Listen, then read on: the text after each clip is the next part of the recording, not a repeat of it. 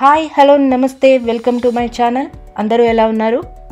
ఈరోజు ఈ వీడియోలో మీ అందరి కోసం కనకాంబరం మొక్కకి అసలు ఎక్కువ పూలే పూయట్లేదని చాలామంది బాధపడుతూ ఉంటారు కదా, వాళ్ళందరి కోసం ఎక్కువ పూలు పూయాలంటే ఏం చేయాలి, అలాగే ఒకే ఒక్క మొక్కతో కూడా మనం చాలా మొక్కలు తెప్పించవచ్చు, అది ఎలా అనేది మీకు ఈ వీడియోలో చూపిస్తాను. వావ్, చూస్తున్నారు కదా, కనకాంబరం మొక్కలనే కన్నా ఒక చిన్న తోట అనొచ్చు వీటిని. ఇవన్నీ కూడా టెర్రస్ మీదే ఉన్నాయండి. ఇక్కడ 4 డిఫరెంట్ కలర్స్ కనకాంబరం మొక్కలు ఉన్నాయి. ఇక్కడ చూస్తున్న ఈ మొక్కలన్నీ కూడా అన్నన్ని మొక్కలు కొనలేదండి. ఒకే ఒక్క మొక్కతో ఏ కలర్ అయినా ఒక మొక్క ఉంటే దాని నుంచి చాలా మొక్కలు తెప్పించవచ్చు. అది ఎలా అంటే, కనకాంబరం కొమ్మని కట్ చేసి డైరెక్ట్గా పాట్లో అయినా పెట్టచ్చు, అలా అయినా వస్తుంది. లేదంటే కొమ్మని వాటర్లో ఉంచి కొంచెం రూట్స్ అన్నీ డెవలప్ అయిన తర్వాత అప్పుడు పాట్లో పెట్టినా వస్తుంది.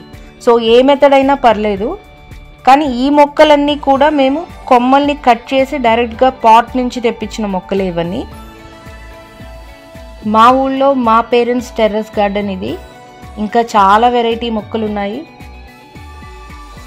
మా పేరెంట్స్ ఎలా పెంచారు, మొక్కలన్నీ ఎలా కేర్ తీసుకున్నారు, వాళ్ళ టెర్రస్ గార్డెన్ టూర్ అనేది నా నెక్స్ట్ వీడియోలో చూపిస్తాను. అండ్ కనకాంబరం మొక్కకి పూలు ఎక్కువ రావాలి అంటే ఎప్పటికప్పుడు వీటిని కంకెలు అంటారు, ఈ కంకెల్ని కట్ చేస్తూ ఉండాలి. చాలామంది వీటిని చెట్టుకి అలాగే వదిలేస్తారు. అలా కాకుండా ఎప్పటికప్పుడు ఈ కంకెల్ని కట్ చేస్తే మొక్క గ్రోత్ కూడా బాగుంటుంది, అలాగే పూలు కూడా చాలా బాగా వస్తాయి.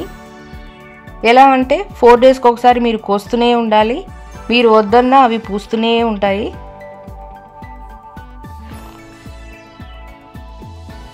చూసారు కదా, మా ఊళ్ళో మా పేరెంట్స్ టెర్రస్ గార్డెన్లో ఉన్న కనకాంబరం పూల తోట. గుట్టలు గుట్టలుగా పూలు ఎన్ని ఉన్నాయో. ఐ హోప్ ఈ వీడియో మీ అందరికీ నచ్చిందని అనుకుంటున్నాను. నచ్చితే తప్పకుండా లైక్ చేయండి, షేర్ చేయండి మరియు సబ్స్క్రైబ్ చేసుకోండి. అండ్ మీకు ఏదైనా డౌట్స్ ఉంటే కింద కామెంట్ సెక్షన్లో కామెంట్ చేయండి. మరో మంచి ఇంట్రెస్టింగ్ గార్డెనింగ్ టిప్స్తో మళ్ళీ కలుస్తాను. అంతవరకు signing off. This is Surekha at in short.